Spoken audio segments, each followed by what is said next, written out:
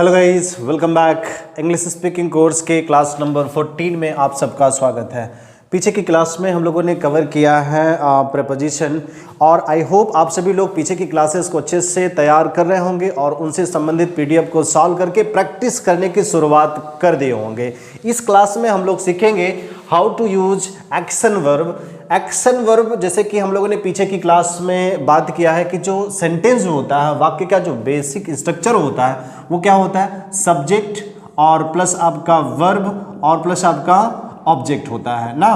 तो आज की क्लास में आपको कुछ नहीं करना है, ये सब्जेक्ट हटा देना। सब्जेक्ट हटा देने का मतलब बहुत बड़ा ग्रामर का पार्ट हट गया, उसमें कौन सा वर्ब लगेगा, प्रेजेंट पास्ट सब कुछ खत्म हो जाता है, ठीक ना। फर्स्ट पर्सन, सेकंड पर्सन, जितना भी ग्रामर संबंधित पॉइंट होता है सब खत्म होता है। आपको जो हमने वर्ड का लिस्ट दिया था उसको एक बार तैयार करके आप क्या कहते केवल वर्ब बोलिए, ठीक ना, क्योंकि एक शब्द से भी वाक्य बन जाता है। ये पीछे की क्लासेस में हमने बहुत बार बताया है, ठीक ना।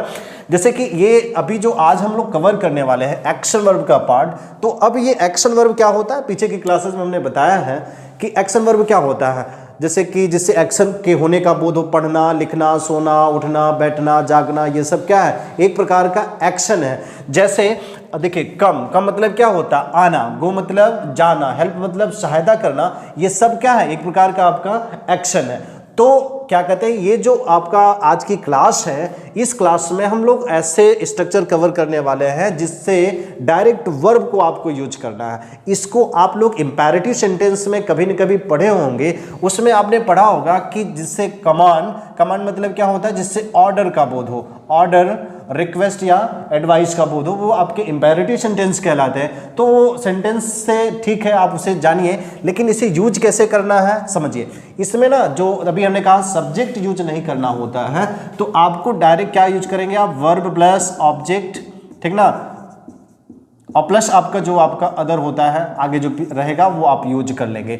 ये इंग्लिश में मात्र एक ऐसा स्ट्रक्चर है जिसमें आप डायरेक्ट वर्ब यूज करते हैं और एक शब्द भी पूरा ग्रामेटिकली सही होता है। जैसे कम मतलब क्या होता है, आओ क्या है, ऑर्डर दे रहा है कोई आपको, तो कम मतलब ये ग्रामेटिकली क्या है, पूर्ण वाक्य भी है और ग्रामेटिकली पूर्णतया सही भी है। ओके, अगला है गो मतलब जाओ, ये भी क्या है, ऑर्डर देना है, तो ये क्या है, ये भी आपका सही है। मात्र देखिए आप एक्शन वर्ब यूज कर रहे हैं, ये अपने आप में क्या है, सही है। तो अब आप क्या करेंगे कि जितने भी एक्शन वर्ब है उसको आप आराम से यूज करेंगे। एक शब्द उठाएंगे वो सही है, कम, गो, हेल्प, रीड, जितना आप बोल सकते हैं आप बोलिए।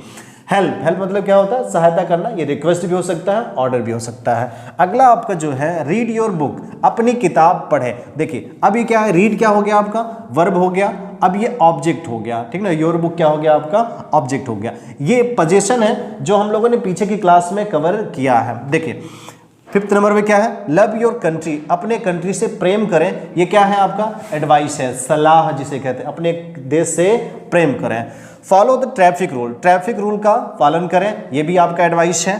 Take this medicine twice a day, मान लीजिए किसी डॉक्टर के पास गए हैं, आपने वहाँ इलाज कराया, इलाज कराने के बाद डॉक्टर कहता है कि ये दवा दिन में 2 बार लें। Take this medicine twice a day, दिन में 2 बार यह दवा लें, ये भी क्या है, एक प्रकार का एडवाइस है। तो ये 5, 6 और 7 ये क्या है, एडवाइस है, ठीक है। Please give me a glass of water, कृपया 1 गिलास पानी दीजिए, ये क्या है आपका, रिक्वेस्ट हो गया। तो अभी जो आपने कम, गो, हेल्प, रीड ये सब पढ़ा है, इसमें क्या कहते हैं, आप प्लीज जोड़ दीजिए, ये सबसे रिक्वेस्ट का बोध होने लगा, please come, please go, please help, ठीक ना, please read your book. Okay, तो आप सभी सेंटेंसेस के साथ प्लीज जोड़ सकते हैं, वो किस में बदल जाएगा, सब के सब रिक्वेस्ट मतलब प्रार्थना में बदल जाएगा। ओके, अगला जो आपका है ये 9 number, complete your project to pass, अपना प्रोजेक्ट तैयार करें पास होने के लिए। अब यहाँ एक खास बात है कि जैसे कि ये कैसे यूज होता है, जैसे कि मैंने आपसे कहा कि आओ, जाओ, ठीक ना। अगर मैं आपका मान लीजिए नाम ले लेता हूँ, क्या है, रोहित है, ठीक ना, रोहित आओ, तो क्या कहते हैं कि देखिए सामने वाला जो सब्जेक्ट होता है, सामने वाला जो व्यक्ति होता है, उसके लिए वो कौन होता है, हमारे लिए सेकंड पर्सन होता है, उसका नाम भी ले सकते हैं लेकिन वो हिडन होता है। देखिए मैं बोलता हूँ तो मैं तो वक्ता हूँ, तो मैं क्या कहते हैं ये बोल सकता हूँ कि क्या कहते हैं कि रोहित यहाँ आओ, तो बोला जा सकता है Rohit learn English carefully. Rohit, English अच्छे से सीखो फॉर योर कैरियर, अपने कैरियर के लिए। चलिए, मेरी बात शायद आप लोग अच्छे से समझ रहे होंगे। अब यहाँ क्या कहते हैं, इसका ये तो हो गया अफर्मेटिव कैसे बनाया जाता है, इसका निगेटिव कैसे बनाया जाता है, इसको आप लोग अच्छे से सीख लीजिए। निगेटिव में क्या है, जहाँ से नकारात्मक भाव का बोध होता है, इसका निगेटिव बनाना बड़ा आसान होता है। आपको डायरेक्ट डोंट जोड़ देना है ना। डोंट जोड़ दिए, चाहे जैसे don't go, don't come, don't help, don't read your book, कुछ भी, ठीक ना। बहुत आसान है ये इंग्लिश बोलने के लिए। डोंट अब्यूज, गाली मत दो। डोंट कम हियर, यहाँ मत आओ। डोंट हेल्प दोज टेररिस्ट, उन आतंकवादियों की सहायता न करो। Please don't kill that girl, कृपया उस लड़की को न मारे, जान से न मारे। तो आप इन सब के साथ प्लीज भी लगा सकते हैं। अभी हमने कहा सभी वाक्यों के साथ आप प्लीज का प्रयोग कर सकते हैं और उनसे रिक्वेस्ट के होने का बोध हो जाएगा। अभी यहाँ एक खास बात और है, जैसे कि आपने अभी कम बोला, कम मतलब होता है आना। जैसे मान लीजिए क्या कहते हैं कि आपके यहाँ कोई पार्टी है, आप किसी को इनवाइट करना चाहते हैं, तो वहाँ बोलते हैं अवश्य आइएगा, तो उसके लिए बोलना होता है डू कम ना, do come to the party, party में अवश्य आइएगा। बात समझ पा रहे हैं आप लोग, ठीक ना। देखिए और जैसे do come to the party, do come to the anniversary, जो भी आपका रहता है जैसे आपको बोलना रहेगा आप बोलेंगे। चलिए, आई होप कि ये आप लोग पहला पार्ट इसका अच्छे से समझ गए होंगे कि जितने भी एक्शन वर्ब हैं आपको उनको यूज करना है, वो ग्रामेटिकली क्या होते हैं, सही होते हैं। उनके पास ऑब्जेक्ट, प्रपोजिशन या जो आपके अदर रहेंगे जिसे कॉम्प्लीमेंट कहते हैं आप, ठीक ना, जोड़ सकते हैं। अब हम लोग क्या करते हैं, दूसरा जो पार्ट है इसका लेट से संबंधित, तो लेट भी वर्ब ही है। लेट का मतलब होता है होने दो, जाने दो, ठीक ना। जैसे क्या कहते हैं, लेट मी गो, मुझे जाने दो, ठीक ना। लेट हिम सिंग, उसे गाना गाने दो। Late them watch the movie, उसे मूवी देखने दो। ओके, तो इनका जो स्ट्रक्चर होता है क्या होता है आपका, लेट से ये शुरू हो रहा है, लेट के बाद ये ऑब्जेक्ट आता है। ऑब्जेक्ट सब्जेक्ट हम लोगों ने पीछे इसमें क्लास में बहुत अच्छे से कवर किया। लेट ऑब्जेक्ट प्लस आपका क्या, आपका वर्ब, ठीक है। अब जो पहला है लेट मी गो, लेट मी गो का मतलब क्या होता है, मुझे जाने दो। अभी हमने बताया इससे ना रिक्वेस्ट का बोध होता है, रिक्वेस्ट। अगर लेट के बाद मी लगता है तो अपने माइंड में रखेंगे कि उससे क्या होता है, रिक्वेस्ट का बोध होता है। लेट के बाद अगर जो क्या कहते हैं मी के अलावा जो लगता है, जैसे कि हिम, देम, ये आपका विनोद आ जाए, तो इनसे ना ऑर्डर का बोध होता है। इन तीनों वाक्यों से क्या होगा, ऑर्डर। जैसे लेट हिम सिंग, उसे गाना गाने दो, ये ऑर्डर है। Let them watch the movie, उन्हें मूवी देखने दो, ये भी ऑर्डर है। Let Vinod complete the work, Vinod को काम पूरा करने दो, ये भी आपका ऑर्डर है। अब अगर लेट के बाद अस लगता है, देखिए अस जब हम लोगों ने पोजीशन कवर कर रहे थे तो हमने बताया था वी का जो पॉजिटिव केस होता है वो क्या होता है, आपका अस होता है। तो अभी हमने कहा कि आप लेट लगाएंगे, उसके बाद ऑब्जेक्टिव केस यूज करना रहेगा, ठीक ना। जैसे कि आई का ऑब्जेक्टिव क्या हो गया, मी। ही का ऑब्जेक्टिव क्या हो गया, हिम। दे का ऑब्जेक्टिव क्या हो गया, देम, ठीक है। अब समझिए, let us join IIFA for English, ये लेट अस प्ले क्रिकेट मतलब आओ क्रिकेट खेलते हैं, ये प्रपोजल के लिए है। किसी को प्रपोज करना है कि भाई क्या कहते हैं, आओ क्रिकेट खेलते हैं, आओ दौड़ते हैं, ठीक ना, तो ये उसके लिए होता है, प्रपोजल के लिए। अगला है आपका let us join IIFA for English, आओ आईफा ज्वाइन करते हैं इंग्लिश के लिए, ठीक ना। तो ये क्या कहते हैं, आपका अस मतलब क्या है, आओ ज्वाइन करते हैं। अच्छा, पीछे क्लास में हमने बताया था कि जब लोगों के साथ आई जुड़ जाता है तो हम बन जाता है, जैसे मैं और तुम हम हो जाते, इसको पीछे की क्लास हमने बहुत अच्छे से एक्सप्लेन किया है। अगला जो आपका है क्या है, लेट इट बी डन, इसे हो जाने दो, ठीक है। आठवां जो आपका लेट द सोल्जर फाइट, मतलब क्या हो गया, सैनिकों को लड़ने दो, उन्हें डिस्टर्ब न करने दो, न होने दो, ठीक ना, सैनिकों को लड़ने दो।